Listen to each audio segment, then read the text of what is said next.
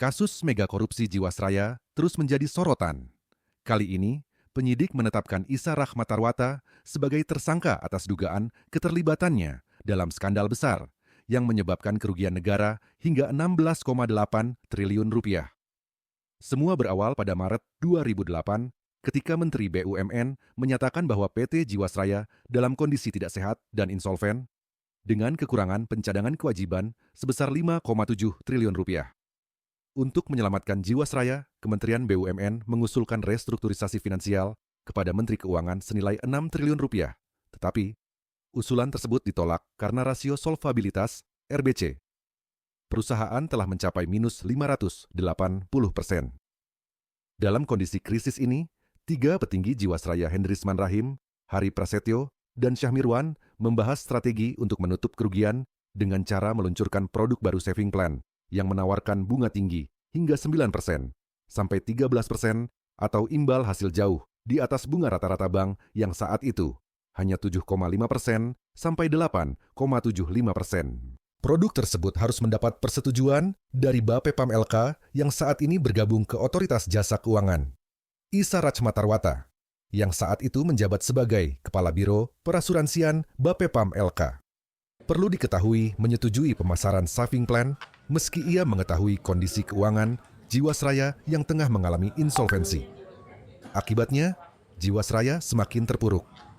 Dari produk saving plan, Jiwasraya menerima premi sebesar 47,8 triliun, namun dana tersebut dikelola secara tidak transparan melalui investasi saham dan reksadana yang tidak sesuai prinsip tata kelola perusahaan yang baik.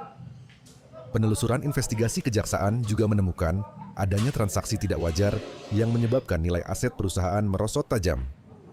Dari fakta-fakta yang terungkap, penyidik menyatakan bahwa Isa Rakhmatarwata diduga kuat terlibat dalam praktik tindak pidana korupsi selama menjabat di Bapepam LK dari tahun 2006 hingga 2012. Pada 7 Februari 2025, Isa Rakhmatarwata resmi ditetapkan sebagai tersangka atas dugaan melanggar Pasal 2, Ayat 1 dan Pasal 3. Undang-Undang Tipikor dengan total kerugian negara mencapai 16,8 triliun rupiah. Ia kini ditahan di Rutan Salemba selama 20 hari untuk pemeriksaan lebih lanjut. Isa Rakhmatarwata, yang kini menjabat sebagai Direktur Jenderal Anggaran Kementerian Keuangan, harus mempertanggungjawabkan perbuatannya di hadapan hukum. Akankah kasus ini menjadi akhir dari skandal Jiwasraya? Berikut penjelasan Kejaksaan Agung terkait kasus korupsi Jiwasraya yang melibatkan Dirjen Anggaran Kementerian Keuangan Isa Rakhmatarwata. Assalamualaikum warahmatullahi wabarakatuh. Selamat malam, salam sejahtera untuk kita sekalian. Om Swastiastu, Namo Buddhaya, salam kebajikan, salam bahagia, salam sehat. Pak Direktur Penyidikan pada Jampitsus beserta rekan-rekan para Kasubdit yang saya hormati, dan teristimewa buat rekan-rekan media. Tentu yang pertama kita memanjatkan puji syukur karena nikmat sehat masih terus diberikan kepada kita hingga pada malam hari ini. Yang kedua, kami sangat berterima kasih dan mengapresiasi buat rekan-rekan media dengan undangan kami bersedia hadir untuk bersama-sama mengikuti press conference yang akan kita laksanakan. Rekan-rekan media yang terhormat, bahwa pada malam hari ini Direktur Penyidikan akan menyampaikan rilis terkait dengan perkembangan penanganan perkara dugaan tindak pidana korupsi dalam pengelolaan keuangan dan dana investasi PT Asuransi Jiwasraya pada beberapa perusahaan tahun 2008 sampai 2018 yang mengakibatkan kerugian keuangan negara. Rekan-rekan media, bahwa pada hari ini, tepatnya tanggal 7 Februari 2025, bahwa seseorang setelah dipanggil secara patut sebagai saksi dan dibawa oleh penyidik pada Jampitsus, dan hari ini dilakukan pemeriksaan secara maraton kepada yang bersangkutan dalam kapasitasnya sebagai saksi.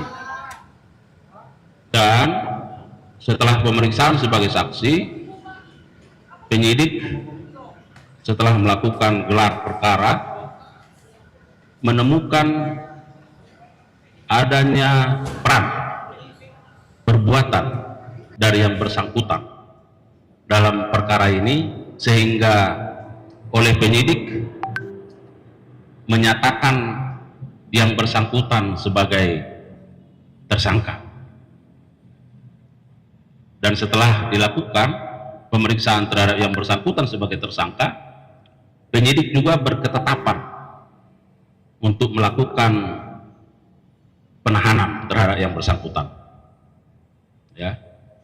Oleh karenanya kita akan menyimak secara baik bagaimana rilis yang akan disampaikan oleh Direktur Penyidikan dalam perkara ini. Kepada Pak Direktur Penyidikan kami persilakan. Terima kasih. Assalamualaikum warahmatullahi wabarakatuh. Waalaikumsalam. Selamat malam. Yang saya hormati Pak Kapus Penkum beserta jajaran, serta teman-teman dari wartawan yang malam ini hadir bersama kita. Saya akan menyampaikan terkait dengan perkembangan penyidikan tindak pidana korupsi, pengelolaan keuangan dan dana investasi oleh PT Asuransi Jiwasraya pada beberapa perusahaan periode tahun 2008 sampai dengan tahun 2018.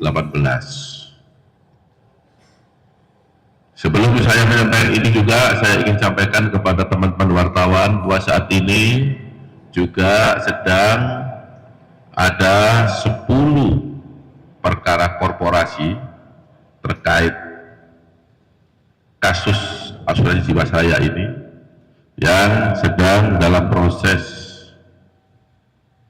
penuntutan yang sebentar lagi akan dilimpahkan ke pengadilan.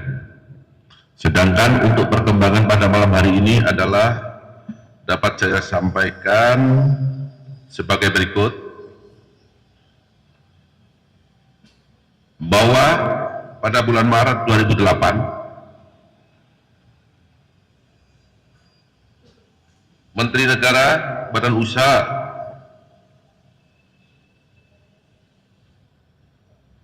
milik negara atau BUMN menyatakan bahwa PT Asuransi Jiwasraya dihadapkan pada kondisi insolven, yaitu kategori tidak sehat, di mana pada posisi 31 Desember 2008 terdapat kekurangan penghitungan dan pencadangan kewajiban perusahaan kepada pemegang polis sebesar 5,7 triliun.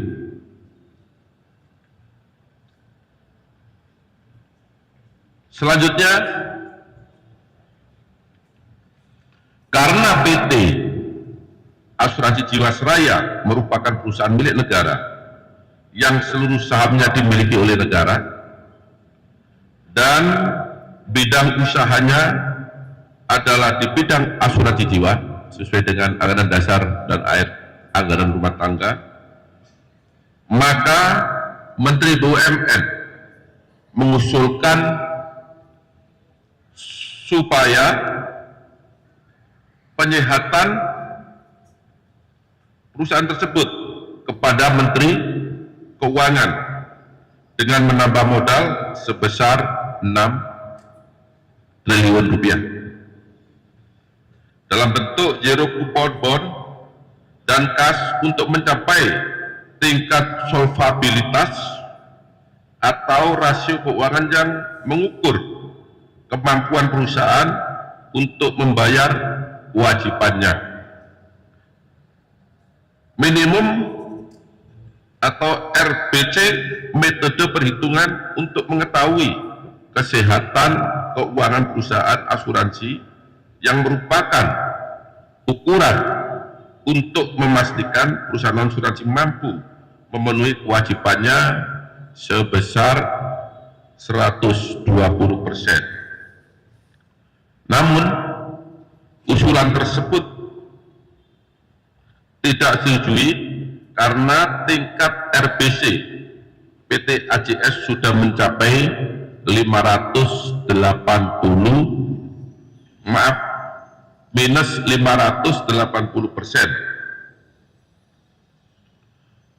Kemudian, untuk mengatasi kondisi keuangan PT AJS tersebut, maka pada awal tahun 2008, Direktur PT AJS atas nama Hendrisman Rahim yang perkaranya sudah diputus beberapa waktu yang lalu dan telah mempunyai kekuatan hukum tetap, bersama dengan Heri Prasetyo dan Sah Mirwan melakukan pembahasan tentang kondisi keuangan PT Asuransi Jiwasraya, yang mana dalam pembahasan tersebut dibahas tentang rencana restrukturisasi PT Asuransi Jiwasraya dengan tujuan untuk memenuhi restrukturisasi bisnis asuransi Jiwasraya sebagai akibat adanya kerugian pada tahun-tahun sebelum tahun 2008. Dan bisnis produk-produk asuransi PT Asuransi Jiwasraya, yakni adanya ketimpangan antara aset yang dimiliki dan liability, yaitu kewajiban PT Asuransi Jiwasraya terhadap pemegang polis minus sebesar 5,7 triliun. Ini secara kronologis harus saya sampaikan fakta-fakta ini sehingga nanti menjadi jelas kenapa harus ada perkembangan penyidikan yang akan memulai penetapan terhadap tersangka baru. Selanjutnya, untuk menutup kerugian PT Asuransi Jiwasraya, Hendrisman Rahim, Hari Prasetyo dan Samirwan membuat produk baru, yaitu saving plan yang mengandung unsur investasi dengan bunga tinggi, yaitu sebesar 9-13%. Sementara bunga bank pada saat itu sebesar 7,50 sampai dengan 8,75%. Berarti di atas bunga rata-rata bank pada saat yang sama. Pemberian bunga yang tinggi tersebut atas sepengetahuan dan persetujuan dari tersangka IR, di mana untuk memasarkannya sebagai produk asuransi harus mendapatkan persetujuan dari Bapepam LK, dan berdasarkan ketentuan pasal 6 KMK nomor 422 garis miring KMK garis miring titik 06 garis miring 2003 tanggal 30 September 2003 tentang penyelenggaraan usaha perusahaan asuransi dan perusahaan reasuransi, yaitu pada pokoknya perusahaan perasuransian tidak boleh dalam keadaan insolvensi atau kondisi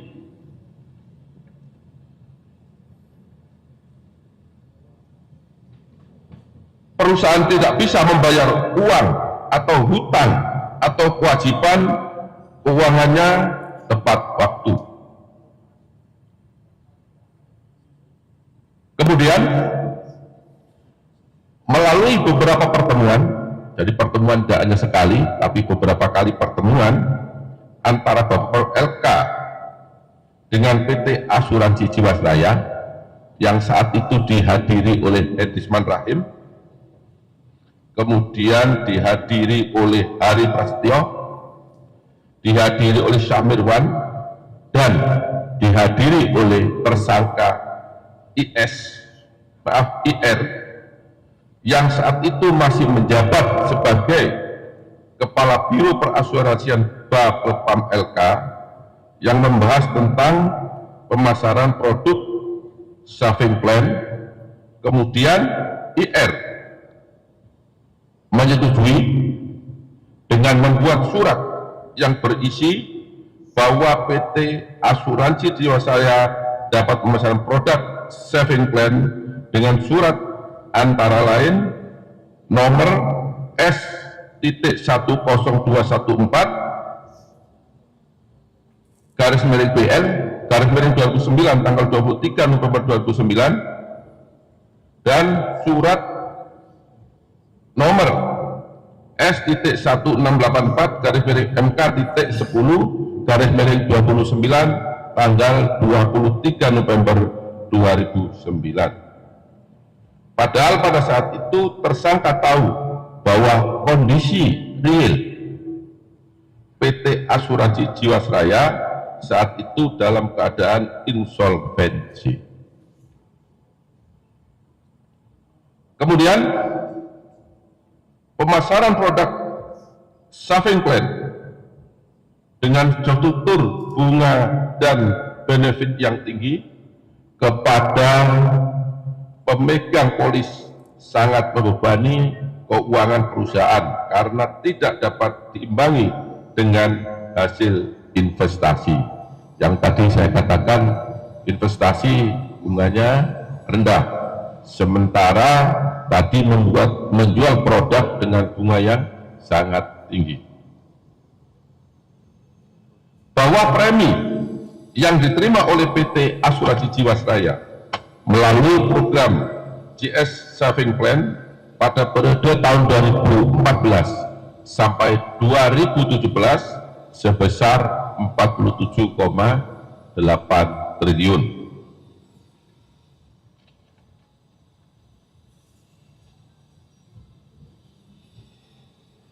Selanjutnya, saya sampaikan bahwa dana yang diperoleh oleh PT AJS yang diantaranya melalui program saving plan tersebut dikelola oleh PT Asuransi Jiwasraya dengan cara ditempatkan dalam bentuk investasi saham dan reksadana yang dalam pelaksanaannya investasi yang dilakukan tidak didasari prinsip good corporate governance dan manajemen risiko investasi, di mana dari penelusuran transaksi investasi saham dan reksadana tersebut diketahui terdapat transaksi yang tidak wajar terhadap beberapa saham, antara lain IIKP, SMRU, TRAM, dan sebagainya, serta beberapa saham lainnya yang dilakukan baik secara langsung maupun melalui manajer investasi yang mengelola reksadana, sehingga transaksi tersebut mengakibatkan terjadinya penurunan nilai portofolio aset investasi saham dan reksadana dan mengalami kerugian. Terhadap beberapa fakta tersebut, pada malam hari ini tim penyidik telah menemukan bukti yang cukup adanya perbuatan pidana yang dilakukan oleh IR yang saat itu menjabat sebagai Kepala Biro Perasuransian pada Bapepam LK periode 2006 sampai dengan 2012. Penetapan tersebut berdasarkan surat nomor TAP /11/F.2/F.2 tanggal 7 Februari 2025. Kemudian beberapa tersangka diduga